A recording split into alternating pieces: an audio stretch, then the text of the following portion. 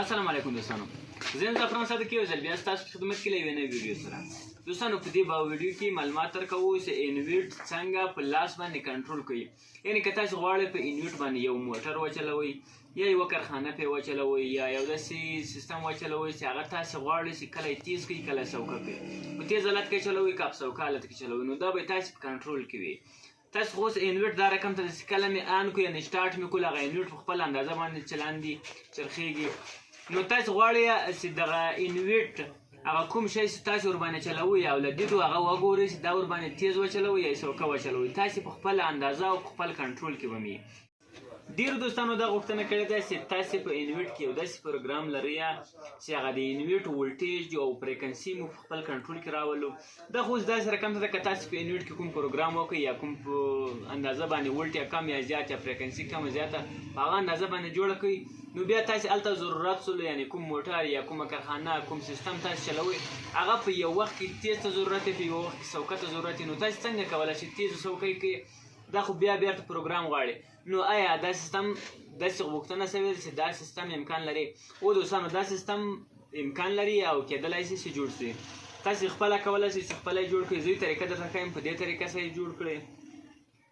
دوستانو یو دانه والیم ته ضرورت ده او په انویټ کې یو پروګرام ته ضرورت ده. چې داسې کله کم کړئ فریکونسي به رالویږي یعنې ولټیج به کم اچوي چې کله یې زیات کړئ تیز به اچوي.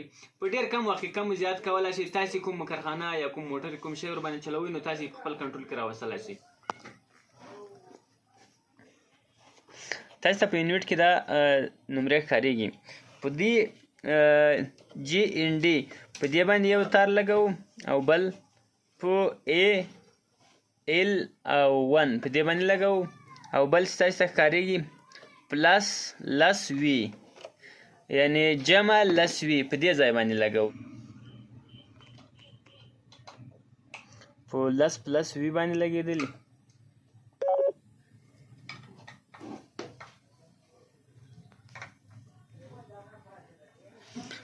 تاسو ته دا ښکارېږي والیم تاسو ته ښکارېږي. زه والیم ته تغیرات ورکوم کم زیات یې کوم. دلته په فریکونسي کې هېڅ فرق نه راوړي. هغه رقم ته چې څنګه ول دا رقم ته ده دا رقم ته والیم لګېدلی.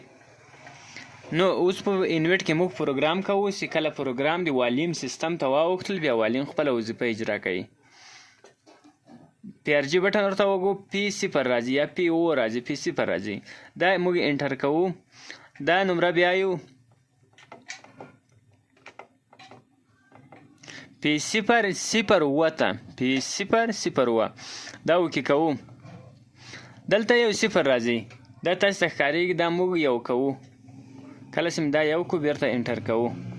اوس موږ ګورو فریکونسي څنګه کېږي. د وځو پی آر جي بټن باندې بیرته له انویټ څخه وځو. اوس د موږ فریکونسي صفر ته رسېدلی ځکه چې دلته موږ والیم اخري باندې ولاړ دی یعنې صفر ته. موږ که دلته تغیرات ورکوو هلته فریکونسي خپله پورته کېږي. تاسو ته ښکارېږي فریکونسي که موږ 0 ورسوو هلته ټوله فریکونسي 0 ورسېدله 50,000 ته. که یې چېرته بیرته کموو دا رقم ته هر څو اندازه یې تاسې خوښه یې په هغه اندازه درېږي. څومره ولټیج یې تاسې په کار یې غوره کوي.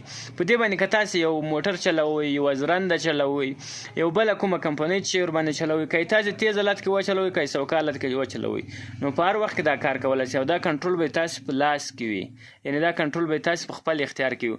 اوس موږ انویټ سټارټوو دا موږ ګوره 50 فریکونسي درو یا 50,000 درو دا ودرېدل. دلته موږ انویټ سټارټوو. انویټ په خپل فریکونسي له سره سټارټ کړي. دا خو اوس موږ په بند حالت کې د دو والیم نتیجه وکتله چې څه رقم ته وله. اوس یې په سټارټ کې ګورو په سټارټ کې څنګه کېږي.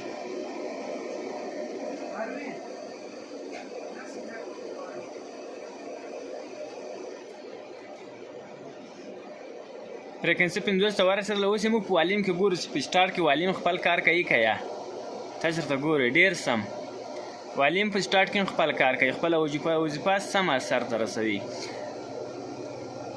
هغه که په هر څو اندازه باندې تاسې غواړئ په هغه اندازه باندې درېږي. دا که لږ نور هم کموئ کمیږي. پولې صفر ته راولئ صفر ته راځي. په دې طریقه سره یې پروګرام ده دوستانو. نو له دې والیم څخه تاسې سم کار اخیستلی شئ. دوستانو که مې ویډیو خوښه شوې چینل سبسکرایب کړئ هغه ګنټۍ علامه چې د هغه سره آل کړئ او ویډیو چې کله موږ اپلوډ کو تاسو ډایرکټ ما ډاونلوډوئ ځکه چې زموږ د چینل وخت زیات ووتل که تاسو ویډیوګان ډایرکټ ډاونلوډوئ اول ته ویو نه ورباندې راځي نو موږ له چینل څخه زړه تورېږي یعنې په دې چینل موږ ډېره خواري ایستلې ده خو بیا به هم دا نه کامیابېږي نو موږ ویډیوګان نیمګړي پاتې کېږي نور ویډیوګان نسو جوړولی زموږ لپاره هم ویډیو یو 2 ځله ګورو یا ځکه چې موږ کله په دې چینل کې نور تشویق سولو نو موږ به نور کار هم پرې وکړو او ویډیوګان به ډېر تاسو لپاره جوړوو ستاسو هم یو کار ځینې واخلئ او زموږ چینل هم په مخ لاړ شي الله مو مل شي